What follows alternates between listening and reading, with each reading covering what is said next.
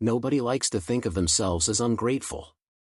That is the first thing worth saying, because the word carries a certain ugliness that makes people flinch away from it immediately. Ask a room full of people if they consider themselves ungrateful and every single hand will stay down, because in our own minds we always have a reason, always have a justification, always have a story about why the things we have are not quite enough, or why we deserve more, or why the good in our lives is somehow less significant than the problems sitting right in front of us. And that self-deception, that near-universal refusal to honestly examine how we receive the gifts of our own lives, is exactly where the damage begins. Here is the controversial part that most people will not want to hear: ungratefulness is not just a personality flaw. It is a form of slow, invisible self-destruction. Research out of UC Davis led by psychologist Robert Emmons found that people who regularly practice gratitude report significantly higher levels of energy, optimism and life satisfaction than those who do not, while also experiencing less envy, resentment and depression. But what the science quietly implies and almost no one says out loud is that the inverse is equally true. People who live in chronic ungratefulness, who are always focused on what is missing rather than what is present, are not just a little less happy. They are actively poisoning their own experience of being alive, one unacknowledged blessing at a time. And the most devastating part is that they almost never realize they are doing it. Think about the person you know who has everything on paper and complains constantly.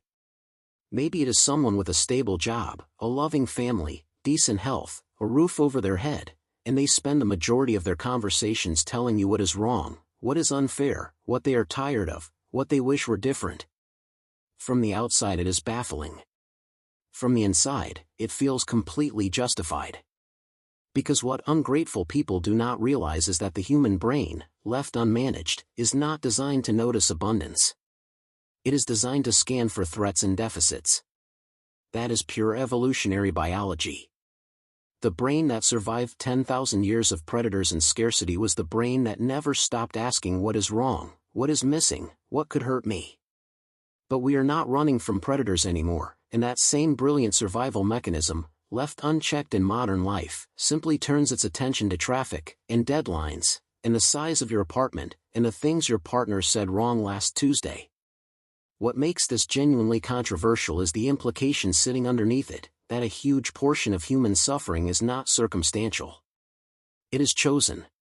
Not consciously, not deliberately, but chosen nonetheless, through the daily habit of where we direct our attention. There is a woman I know who lost her job during the pandemic, spent 6 months financially devastated, genuinely struggled, and came out the other side saying it was the most clarifying experience of her life because she finally understood what actually mattered to her. And then there is a man I know, objectively far more comfortable, who has not had a single conversation in 3 years that did not eventually circle back to grievance. The difference between those two people is not their circumstances. It is the lens through which they have trained themselves to look at their circumstances.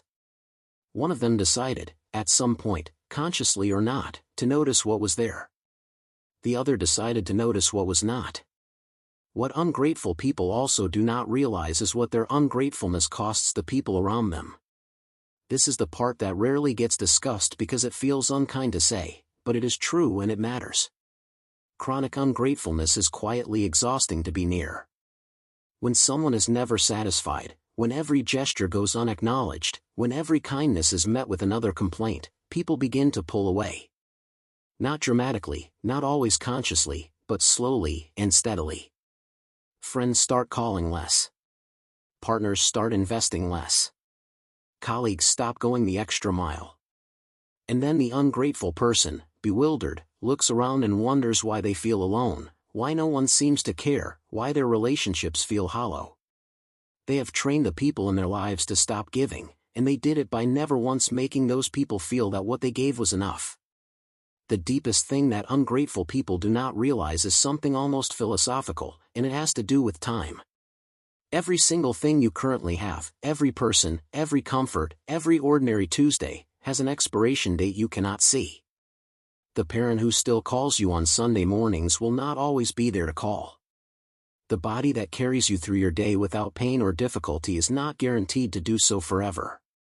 The friend who shows up when things fall apart, The job that pays your rent, the city you live in, the season you are currently in, all of it is temporary in a way that we understand intellectually but almost never feel in our bones until it is gone. Ungrateful people are essentially sleepwalking through a museum of irreplaceable things, staring at their phones, and then one day the museum closes and they spend the rest of their lives wishing they had looked up. Gratitude is simply the practice of looking up before that happens. It is not soft or naive or spiritual in some vague disconnected way. It is the most rational response to the reality of impermanence that any of us could possibly have. None of this means pretending life is perfect or that your struggles are not real. Genuine hardship exists and it deserves to be acknowledged honestly, not plastered over with forced positivity. But there is a crucial difference between processing pain and making a permanent home in it. There is a difference between noticing what is hard and becoming completely blind to what is good. And most ungrateful people are not in that place because life has been uniquely cruel to them. They are in that place because at some point, without realizing it, they stopped practicing the act of noticing, and the brain, as it always does, simply went back to its default settings. The good news, and this is the part that should feel genuinely hopeful, is that the default setting can be changed. It just requires the willingness to admit that where you point your attention is, in fact, a choice. And that may be the most uncomfortable truth of all.